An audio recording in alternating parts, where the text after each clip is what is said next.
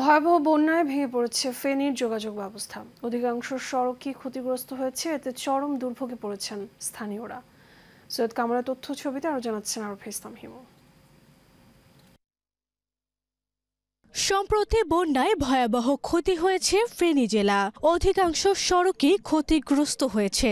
জেলার ছাগলনাইয়া, ফুলগাজী ও পরশুরাম এই তিনটি উপজেলা থেকে বানের পানি নেমে যাওয়ার পর ফুটে উঠেছে ক্ষয়ক্ষতির চিহ্ন।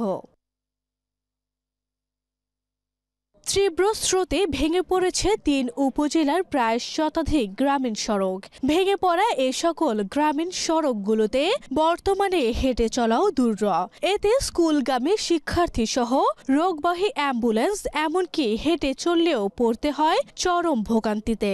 আমাদের খুবই কষ্ট হয় ভাঙা সড়কগুলো, এগুলো যদি সংস্কার করে দিত তাহলে আমাদের খুবই ভালো হতো। এখানে ভিতর যাওয়া অনেক কষ্টকর, গাড়িও যায় না, আর আমরা হাঁটি আসতে হয় অনেক দূর থেকে।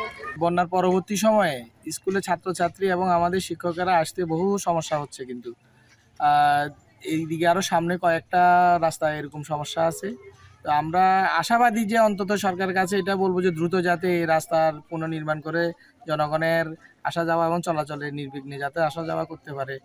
দুর্গত এলাকার সড়কগুলো দ্রুত সংস্কারের দাবি স্থানীয়দের। আরভি ইসলাম হিমু, এশিয়ান টেলিভিশন।